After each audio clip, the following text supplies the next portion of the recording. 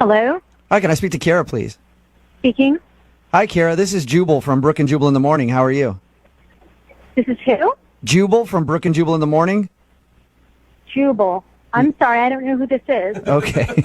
I'm calling from Brook and Jubal in the Morning. It's a radio show.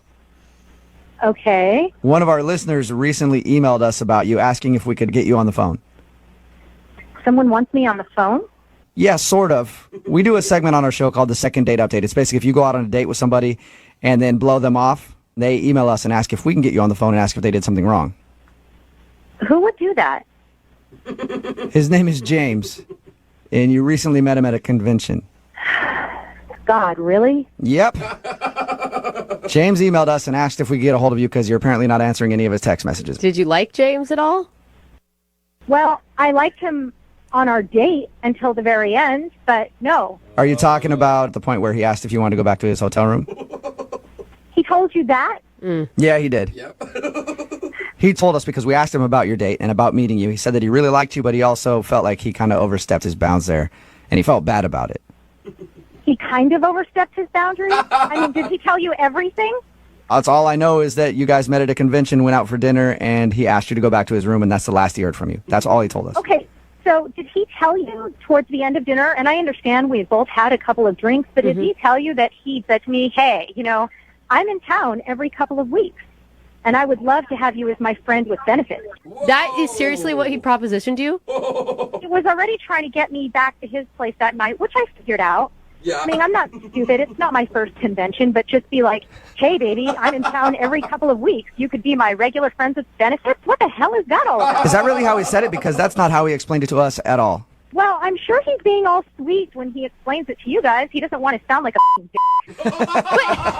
Yeah, good point. I mean, so... And then, I mean, when I said no, because seriously, I've known him over dinner for maybe an hour and a half. Yeah. He accused me of being a f***ing prude. No, he didn't. What? He sure did. Oh, how did he say that? So What? weird. Because I value myself as a human being, not just as a woman, but as a human being. He just doesn't want to spread my legs over cheap wine and steak. Oh my That God! makes So- me a prude. What did he say to you? I mean, did he flat out call you a prude? He did. He called me a f***ing prude at dinner, and that was that. Oh, And from there, I got up and I went to go get a cab to go back to my hotel. That is so crazy. Like, the way he painted it was how much he enjoyed your company and how great he thought you were. Like, I would have never guessed he was that sleazy. I would have never thought he was that sleazy when he so very nicely asked me out after we hung out all day. But as it turns out, he's no different than the majority of the sleazeballs who go to these conventions and are like, hey, time to hook up. Wife's not around. I mean, they're all kids. Does this happen a lot at conventions?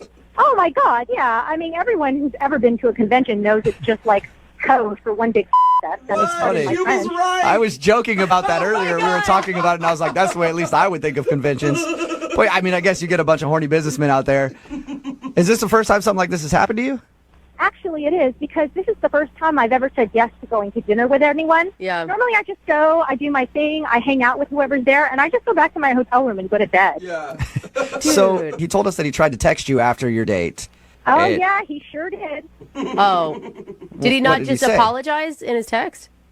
No. I mean, he did. He's like, listen, I'm sorry if things got out of hand. And I wrote him back. I'm like, just don't contact me ever again.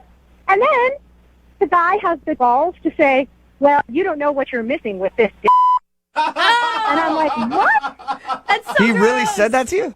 He really, I still have the text message. Oh, wow. my He, gosh, he, that is he so- left all of that out. It didn't, from his side of the story, it sounds like he was very sweet to you after, like, I really apologize for asking you to go back to my room. That was so wrong of me.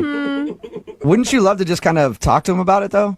Actually, I really wouldn't like to talk to him about it. I hope I never talk to him or see him again Oh, at all. that's a shame, because he's on the phone listening right now. He wants to talk to you. What? Yeah. Kira, don't you think you're like over-exaggerating this? No, I seriously am not over-exaggerating. I have those text messages that you sent me, and you're like a foul, crap pig, and I don't want All right, to talk to you well, anymore. Kira, please, just hang on one second, all right? I apologize for the text messages, and, like, it isn't really me, but, I mean, at the same time, we were both drinking a lot. I don't remember sending you that text message. I remember apologizing, but I don't remember saying anything about my d***. I wouldn't do that. I thought it was just another piece of proof what a disgusting pig that you are, that I saved it, showed it to all the women that I know that are going to the convention in a week to make sure that they didn't as much as even say hello to you. So awesome. But you know what? You were the one that went out with me. Didn't you just say that you knew that's what these conventions were all about, and yet you came out to dinner with me? You can't place this on me. What? I went out to dinner with you. I didn't go back to your hotel room with you and then suddenly become a prude. There's a big difference when you learn it. Well, but here's the deal. You got me going. We were there together, and then all of a sudden you're going to walk away? That sounds like a prude to me. What? We were drinking, you were flirting, you were trying to get me going, and you got me going. Oh my gosh! Oh, James, why do you have to say it like that? Stop! It's true. You did it to me. You got me. Oh my God. Seriously, you guys, I'm so sick of this guy. He's a pig. If you can't tell that, all of you are delusional. No, I don't think anybody doubts that. Everybody's on your side with this one, Kira. Once I heard the phrase "got me going" Oh, God. a few times in there, So I'm on board. Hey, Kira, regardless, would you like to go out with James again on a second date? I'd love to pay for it. No. Huh. No? Hell no. What if we don't get him going as bad on this date? Oh. I would sooner go out with my dog. Yeah, you know, whatever, you prude. You need to learn how to throw your signals out. Yeah. Yeah, it's definitely Kira's fault. Go get a prostitute next time, honey. Well, you know what? There's another convention coming up. I'll see what I can do. Now you guys got me going with that whole prostitute thing. And when you got me going, you got me going. Brooke and Jubal in the morning.